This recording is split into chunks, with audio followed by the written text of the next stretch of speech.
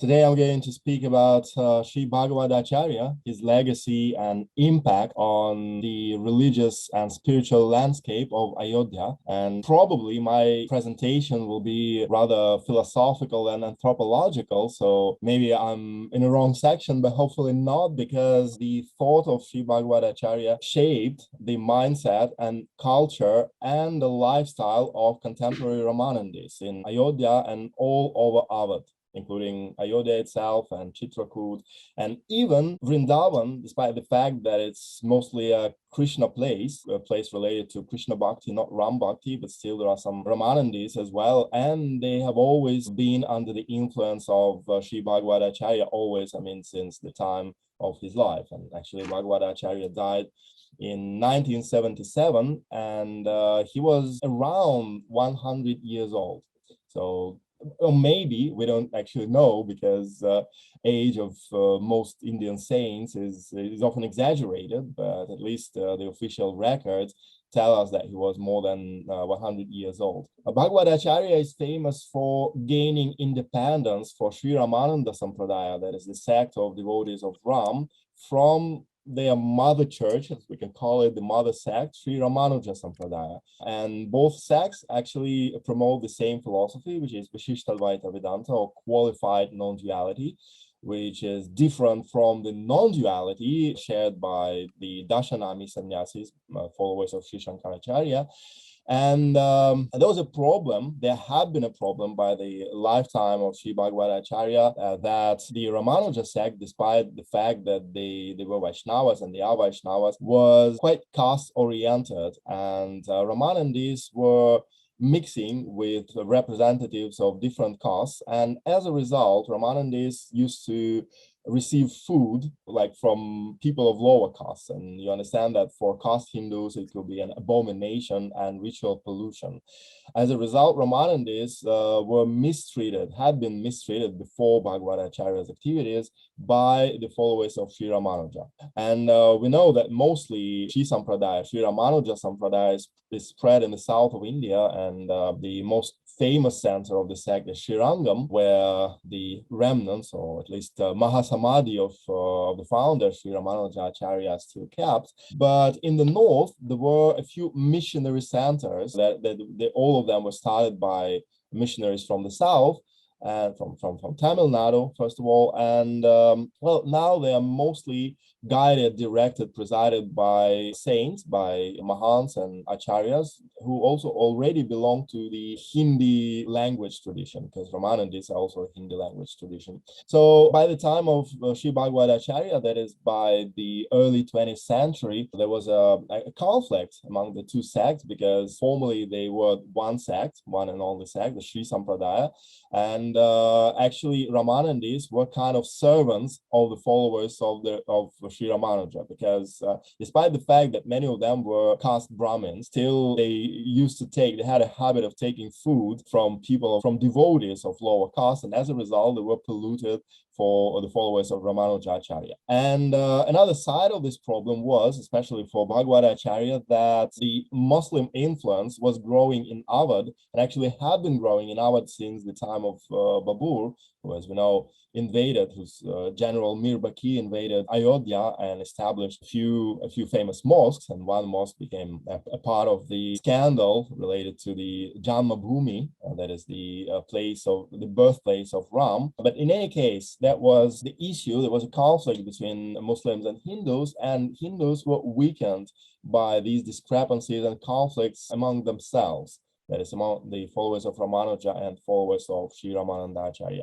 So Bhagavadācharya was, first of all, a well-educated scholar who had a background in Arya Samaj. So he started studying Sanskrit and the Vedas in Arya Samaj, and later he got converted into Rāmānandi tradition and decided to gain independence for this tradition and to develop it and to make it the kind of a stronghold of Vaishnava Hinduism in Ayodhya and the whole Awadh. And before I get down to the topic itself, I would like to present one of his shlokas shlokas, and I will explain why I selected exactly these shlokas written by Bhagavadācharya, and this is in Sanskrit with his Hindi translation, so probably I will use my C-scale Tampura, and then we'll speak about it a little bit more in detail.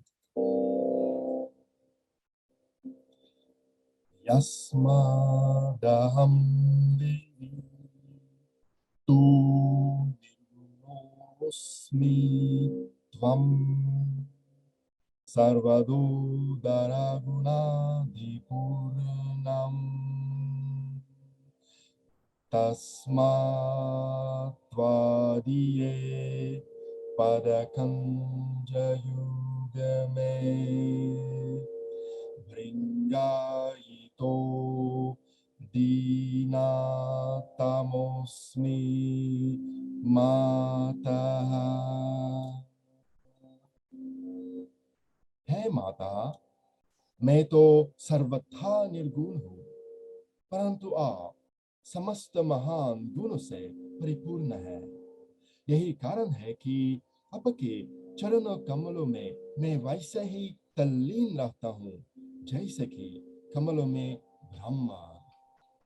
In this verse, those who are familiar with terms of Vedanta in general, you could hear the word nirgun.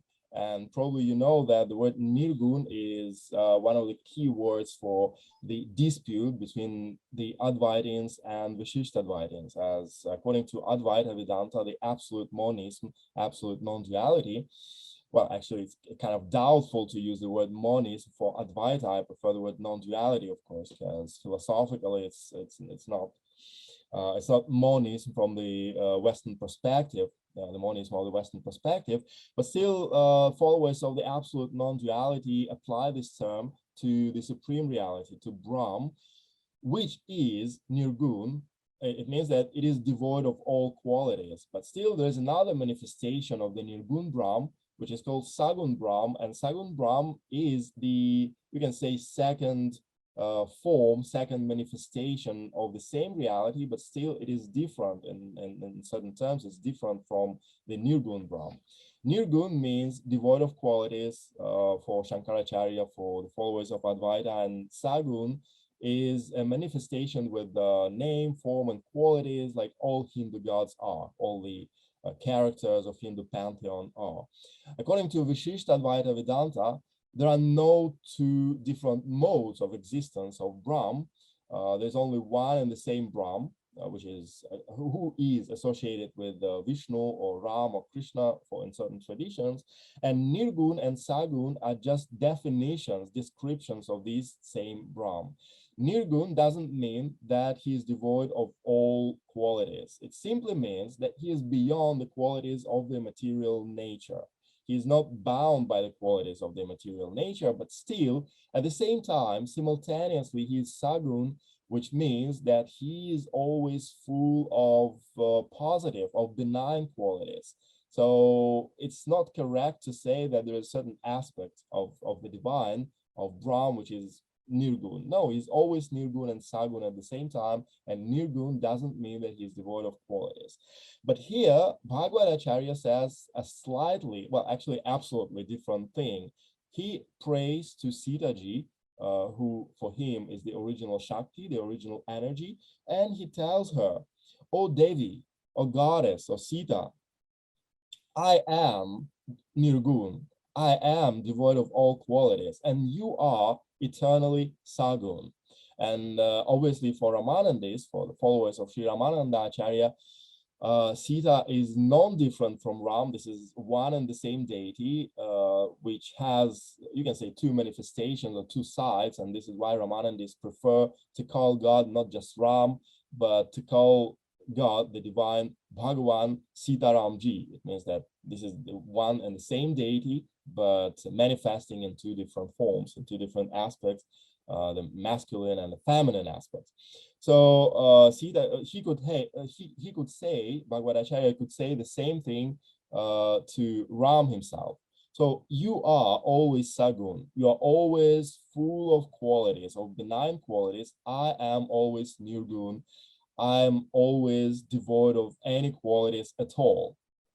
And this verse, this shloka, actually is a conscious hint on his position towards the Advaita Vedanta and probably towards other schools following Viśiṣṭādvaita Vedānta. What he wants to say, that the divine is always sagun and Advaitins are basically wrong. And as we know from his Jivan Charit, the life story of Bhagavadācharya, he kept on arguing with one of the most orthodox teachers of Advaita Vedanta in the 20th century, Karpatriji Maharaj, who was also a strong defender of the caste system and even of untouchability. So there were many arguments and scandals related to Karpatriji. Still, he's quite respected by the Pandits community, by the Brahmanist community. So Bhagavadācharya kept all these arguments with him throughout his life. And this is why it's a hint against Advaita Vedanta. That means God, the divine is always Nirgun. But another thing he wants to say is that the word Nirgun itself, the term itself, has many, many different meanings, and it can be applied even to an ordinary human being, ordinary jiv, highlighting the fact that in comparison with divine qualities, our qualities are absolutely nothing. They're Nirgun, they simply do not exist. And the interesting thing about this shloka, that was the position of Bhagavadācharya, and I thought that, well, that is his point of view probably, and that is a poetic exaggeration in a sense. But in August of this year, I was taking interview from one of the leaders of the contemporary Rāmānuja Sampradaya community in Ayodhya, Swami Vishwaprapanacharya, who is head of one of the biggest mud centers of Rāmānuja Sampradaya, Viśiṣṭādvaita Vedānta, and knowing that in contemporary Ayodhya, Hindus are trying to get united for the cause of the Janma Bhumi, of building the Rāmānandi, which is a strong political issue as well, not just a religious issue, as we all know. And now they try to evade philosophical arguments. So there's no conflict now. There's no visible conflict between the Advaitins and Viśiṣṭādvaitins. So in my interview, I wanted to provoke Swamiji to say something negative about Advaitins, just to, I mean, not necessarily negative, but traditionally negative, just the way arguments used to unfold in the Middle Ages. And he was always trying to escape my provocations.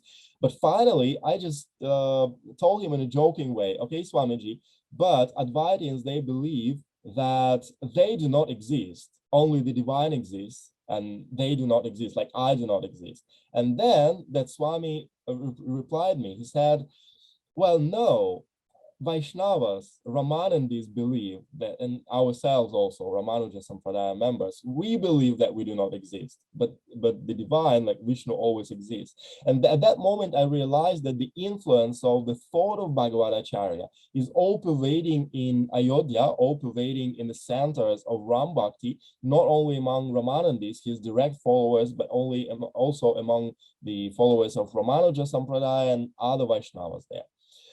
At the same time, I realized that, unfortunately, the name of Bhagavadācharya, his name itself, his books, are all forgotten. And this is a question, I have a question why, and this question has no answer. I still do not really understand why. I'll just say a few words about my own my own first encounter with the legacy of Bhagavadācharya, and meanwhile probably I can show his photograph, if I'm allowed to do so. Yeah, this is Bhagavadācharya. Hopefully you can see the picture. In his young age, of course, probably here he is around 40 years old. So my first encounter with his legacy happened in, I think, 2010. That was the year when the Allahabad court was hearing the case of Janma Bhumi, and the court ruled at that time that Janma Bhumi would be divided into three equal parts. One of them would go to Ram himself, because he's also, you can say, a subject of the Indian law. Gods are subjects of the Indian law. And the second piece would go to the Nirmohi Akara, a Rāmānandi Akara, a part of the Ramananda Sampradaya. And the third part would go to Muslims. And I was in Ayodhya exactly the time when the court was hearing the case, and the atmosphere was very tense. And I noticed also that on the screens, like there were many screens in the streets, and the old Ramayana series with Arun Govil as Ram was projected everywhere, at the railway station, at some bazaars, at some important spots, so that the Hindus of Ayodhya would be inspired to fight, probably for Janmabhoomi, to continue fighting. And at that very moment, I was arguing with one of my friends, one of my local friends, who still adheres to a strong casteist view. And we were arguing exactly about that, my position was that the casteism in Ayodhya weakened the Hindu community against the Islamic invasion. And as a result, of course, Hindus lost many important spots related to Ram Bhakti in Ayodhya and in Awadh. But his idea was opposite, or arguing and fighting. And it was that very moment when the name of Bhagavadācharya appeared in this argument, because I realized that there was a person, and I got to know that there was a person in the early 20th century who wanted to revive the tradition of Adi Rāmānandācharya, of the first Rāmānandācharya, who lived in the 14th century. Actually, as secular scholars, we do not really know whether Rāmānandācharya really was a founder of the sect and whether his statements really belong to him. But as the tradition goes, there was such a saint, and he was a guru of the great Kabir, of Ravidas and Anantana and many other saints. Anyway, as a symbol of the Rāmānandi tradition, he is absolutely valid, and he's still valid up to the present time. And so Bhagavadācharya wanted to revive the tradition of Ramananda because of two considerations. The first consideration was to create a strong opposition to Islam in the region, and to take back the spots that devotees of Ram believed to be Ramanandi spots before the Babur's invasion to Awadh. So that was the first point. And the second point was to weaken the caste discrimination within the Rāmānandi tradition, within the Ramananda Sampradaya.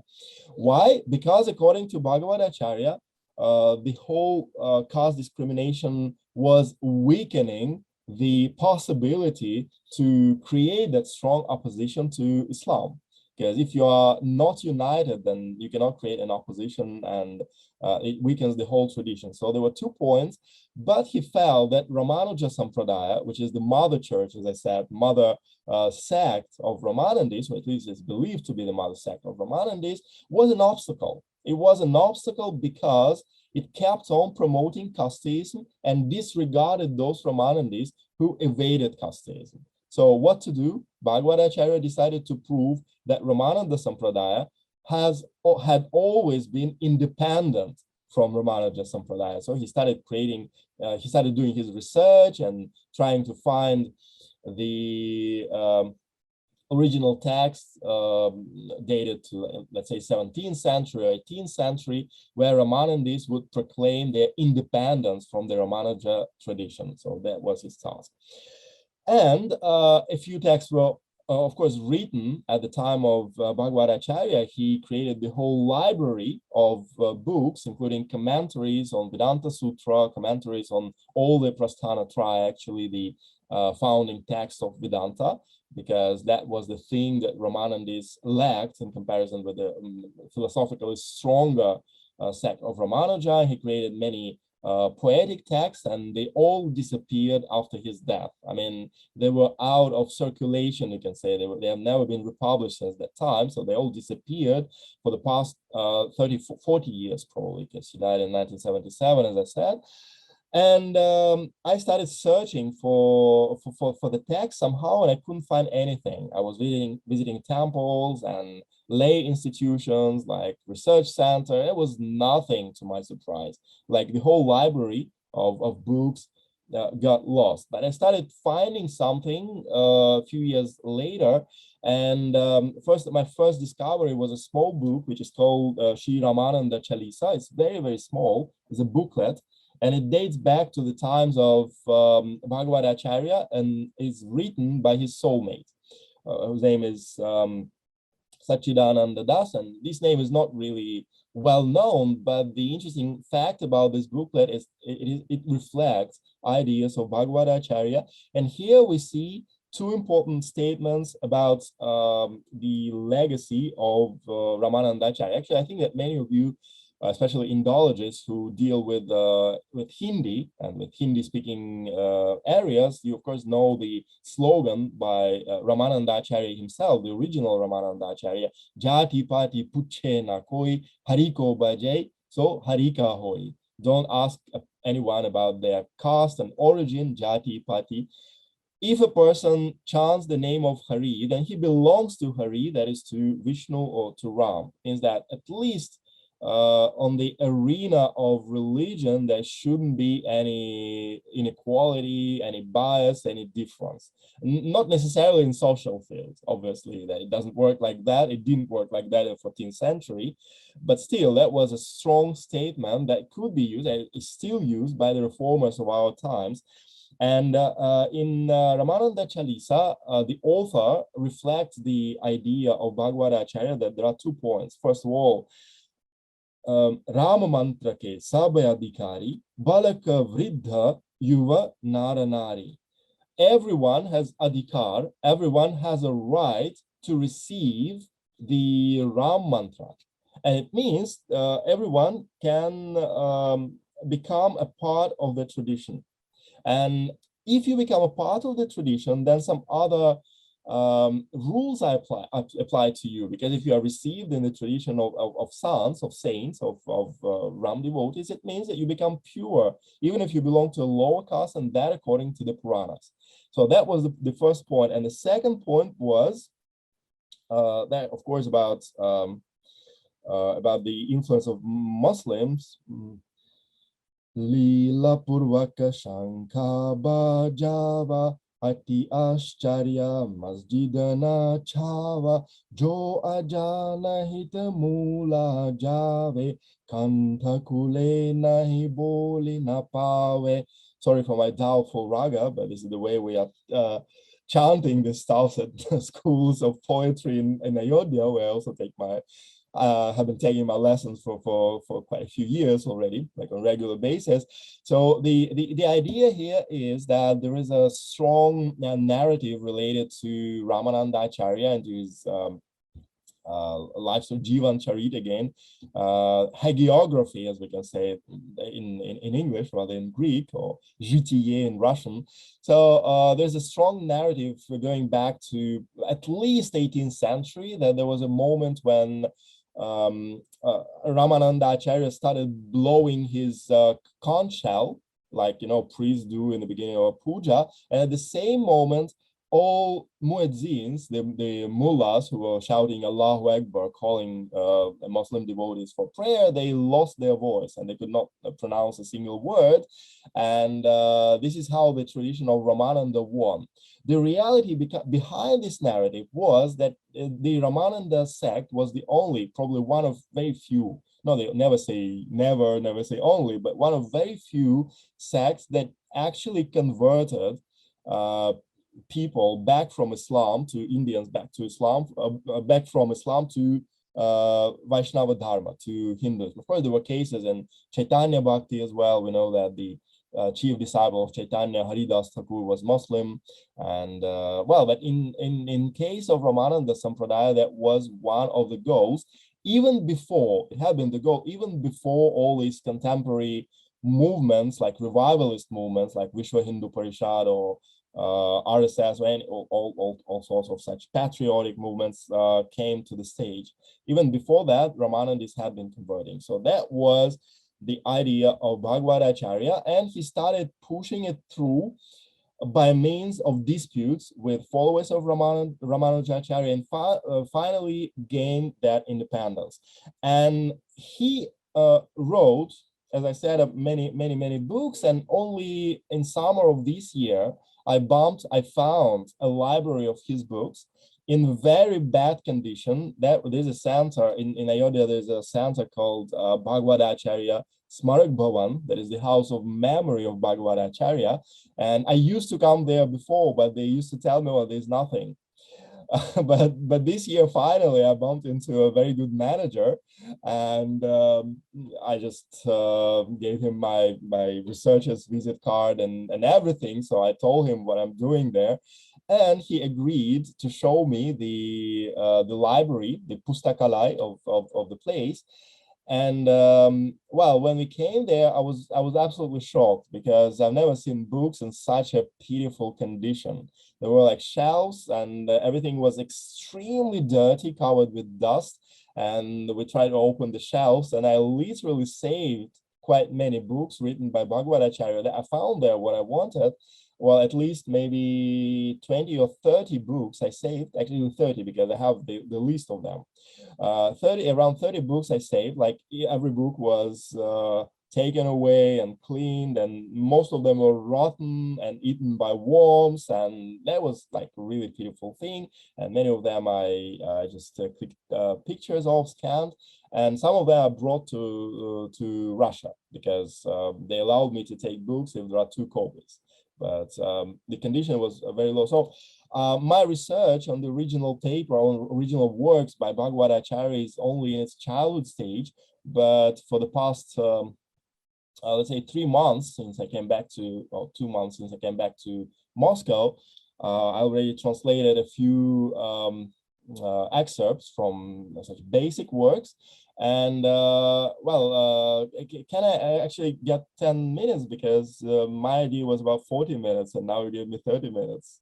Yeah, so can I continue? No, just carry on. Yeah, okay.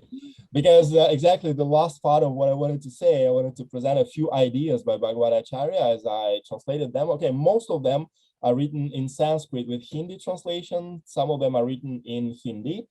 And the most probably precious books, the most important books, there are 2 of them. The first one is called Bhagavadācharya. It's autobiography of Bhagavadācharya. And he combines the traditional style with the diary style. So he traditionally starts the description of his life with the poetry in Sanskrit, like, you know, the life of Rāmānanda, Shankaracharya, Digvijaya, and so on. And then he keeps on telling his life in a diary manner, like recalling particular days and moments and encounters. And from this book, we get to know a lot about his views. Well, for example, just as one thing that was important for him is that if we do not start teaching the Vedas to all people, irrespective of their caste, so at least to all devotees who have a diksha into this sampradaya, then we will lose the Vedic tradition, as there's a social problem that pandits don't want to send their kids to Gurukula anymore to teach them the Vedas since the age of 5. Why? Because they will not find job, and they will die of hunger, and the government, well, doesn't really support them to the extent they should be supported. So we have to start teaching Vedas everyone. And Bhagavadācharya found some quotations that allow them to study the Vedas. So he says, that's my translation of this Hindi text, in Rudra Hridaya of Shukla Yajurveda, the following mantra is present. Those people who think that the Vedas are only for the twice born should contemplate this mantra, in which not only Brahmanas and members of the 3 Varnas are greeted, but many others, like charioteers, coppers, tribals, that is Nishadas in the original text, and Adi Shudras. We know that there's a word Ati Shudra, which is actually, we are also Ati Shudras from the traditional Indian perspective. It means that we are Shudras even in comparison with Shudras, but mostly this word is applied to Dalits, so-called untouchables, but he calls them politically correct Adi Shudras, like original Shudras, instead of Ati Shudras, the Shudras to Shudras? And if so, is there any sin for them to read the Vedas? If according to the mantra, all these people are revered by Brahmins, then who can deprive them of the right to study the Vedas? Another interesting text that he wrote, that is the life of Mahatma Gandhi. And it's called Parijata Saurabham. This is a Sanskrit poem about the life of Mahatma Gandhi, because Bhagavadācharya was surprisingly a friend of Mahatma Gandhi, despite the fact that Mahatma Gandhi, he was a Ram devotee, but he stated many times that his Ram is not really the Ram that Rāmānandi is believing, not the Ram of the Ramayana, but the Supreme Spirit, whom he calls Ram, and the image is also Ram, but to him it's like not the hero Ram, and he said that many times, but still Bhagavadācharya tries to use his image for his propaganda, for his preachings, and as a result he writes this poem about his life. And actually Gandhiji was aware of his efforts because they used to be friends, and Bhagavadācharya visited South Africa as well, just following the footsteps of Mahatma Gandhi. But the book that became really interesting for me is called Śrī Bhagavadācharya Tattva Vimarsha. That is the main meanings of Bhagavad Gita. And you can see, speaking about the condition, I don't know if you can see that or not, but it's actually eaten by worms. So I already tried to restore the book itself and to study it very carefully in order not to put an end to the book's life. So here, this is something really fresh, because he is a follower of Viśiṣṭādvaita Vedānta, and Viśiṣṭādvaitins normally try to get some profit from all the scriptures and to prove that their philosophy is absolutely correct. The same thing is done by the Advaitins and representatives of other sects. But what Bhagavadācharya does, he stresses the idea that the dialogue between Krishna and Arjuna is the dialogue which can also take free will and opportunity to think freely into consideration. For example, Bhagavadācharya pays special attention to the verse in the second chapter of Bhagavad Gita that normally we skip that verse while we are reading the Gita with the commentaries, where Krishna explains the eternal character of the soul. And he says that, okay, that this, your true I is not this body, is not this mind, it's something, the inner witness, and this Atman cannot be destroyed by anything, by fire, by water, by anything. So it's immortal. But then Krishna says one thing to Arjuna. He says, Arjuna, but still, if you don't believe that the soul is immortal, if you don't believe that, you still have to follow my advice, and you still have to participate in the battle. You still have to fulfill your duty, even if you believe that the soul is not immortal. So what Bhagavadācharya says in his respect is that, well, in reality, both Purusha and Prakriti are beginningless. The universe with its qualities and duties is born from Prakriti, and there is nobody who would give birth to them. In the Himalayas, water turns into snow. Though there is nobody who performs this action of turning it into snow, the change happens by itself. And Krishna takes into consideration that Arjuna may disbelieve his instructions, he may belong to a Nastika school of thought, and still he would continue his dialogue with him. And can you imagine, this is really a strong message about the Gita of Bhagavadācharya, because if you have a look at other great teachers of world religions, let's say, be it the characters of the Bible, you can never imagine Jesus saying to his disciples, okay, if you don't believe what I'm telling you, then still it's fine. You can just follow your school. No, in most cases, you'll go to eternal hell, you'll be cursed forever. I mean, you're a heretic, so everything is wrong in your thoughts. Something is wrong with your mentality. But no, Krishna says the opposite thing, and this is how Bhagavadācharya invited other schools for the dialogue, for strong dialogue.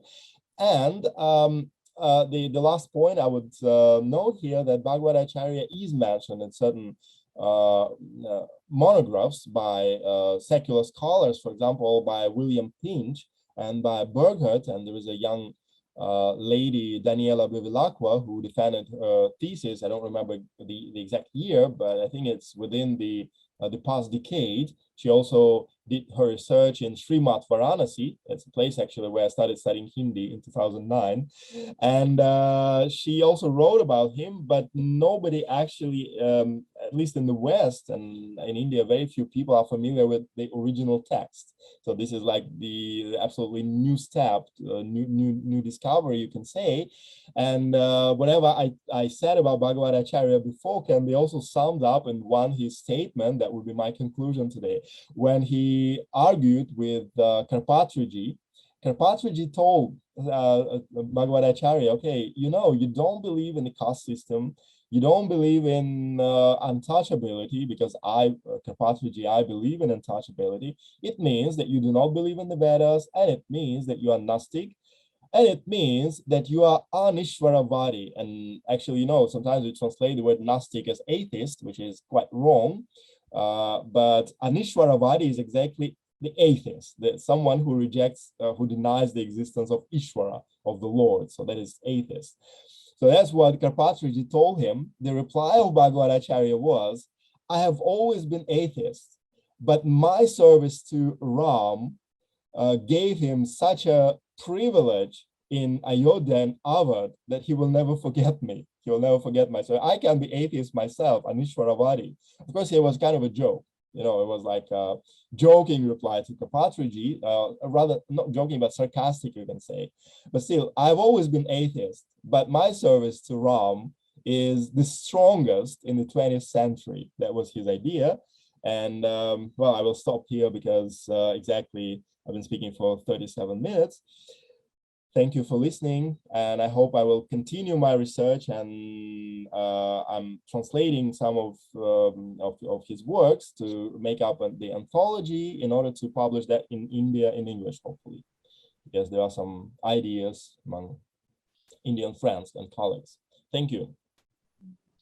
Thank you, Maxim. It's inspiring lecture and a lot of things to discuss, I guess. One small question I have to you about the limitation of the Rāmānandi tradition. So according to your knowledge, according to your experience, so how could you compare the ideology of a Rāmānandi tradition and the real practice? So what kind of limit they make for the followers? So who could be, because even Buddhist, even all traditions, despite the holistic view, they do have a limitation.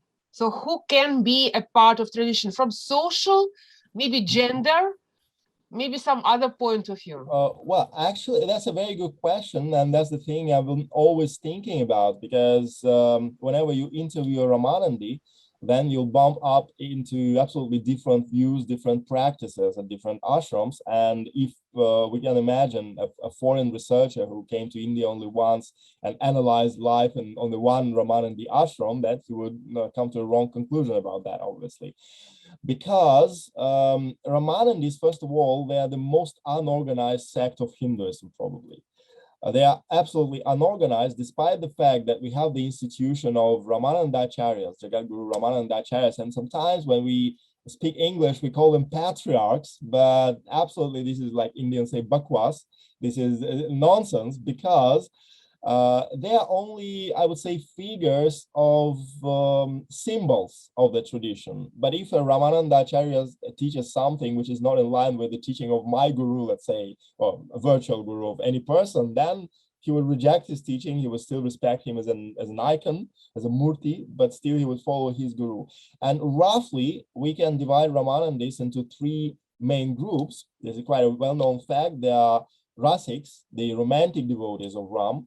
Then there are Nagas, the warriors of the sect, and the Tyagis. They are like yogis, like ascetic sadhus, followers of Ram.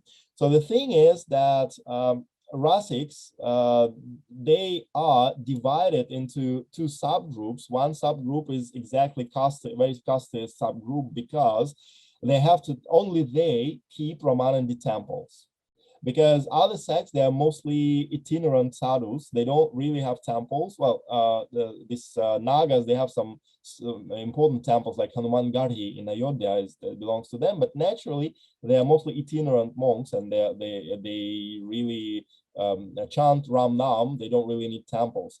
And those who have temples, of course, they have temple discipline and ideas of purity, impurity, who can approach the deity, who cannot approach the deity.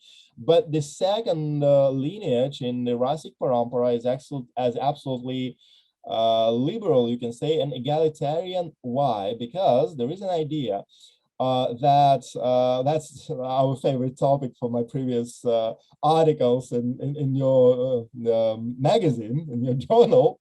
That's about gender issue, because Rasics are also very sensitive to the gender issues, and they believe that there are 3 genders. Because in Ramacharitmanas, Ram himself says, okay, I created 3 genders.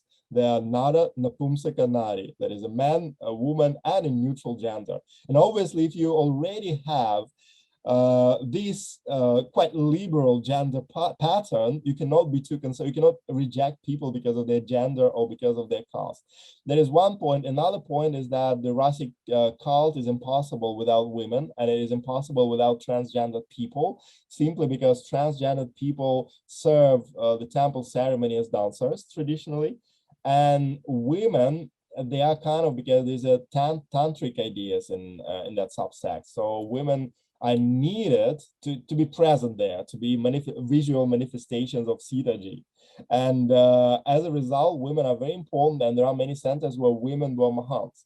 So even in this sub-tradition, there are 2 lineages. Then if we speak about sadhus, like itinerant sadhus, these akaras, then they are quite liberal about converting people into Rāmānandi tradition, because they are philosophically not so enhanced. They don't really study philosophy. Their main aim is to spread Ram Nam and to do yoga. So as a result, they convert people from all different castes, because if you only have the mantra, but you don't have temple worship, then things related to purity and impurity are not really valid. Purity is important for the temple worship or for Vedic rites. If you do not perform them, so who cares then with whom you are eating, if in any case, everyone has adhikar for Ram mantra. So only those who are related to temples, they can be careful with caste, and those who are itinerant monks, they are more liberal. And of course, every Rāmānandi would present you his own version of what the tradition teaches. There's another factor I just wanted to mention, that because that was my concern for the past few years when I was taking interviews from them. Many Rāmānandis simply are not aware of the teachings of the tradition. You see, they're mostly these temple-dwelling Rasics. They know the teachings of the tradition. They teach Vedanta, Viśiṣṭādvaita Vedānta. And then I talked to quite a prominent personality in Hanuman Garhi among these Nagas, and I told him, okay, what do you think about the difference between Advaita Vedanta and Viśiṣṭādvaita Vedānta? He said, I accept both. But how the hell can you, sorry to say, how can you accept both if they are mutually contradicting? You either have your eternal identity, or you will just merge in the divine and lose your eternal identity. So how can they both be correct? They're simply not aware of the teachings of Sampradaya. So sometimes I also have arguments with other people who are researchers, and they say, no, I interviewed many Rāmānandis, and they're saying this. No, that means that you interviewed wrong Rāmānandis. You also have to read the original sources, not only interviews, because sources state what they're teaching in reality. Just people don't know. Even Pandits, they just perform their rituals, and sometimes they're not aware of the teaching of Sampradaya.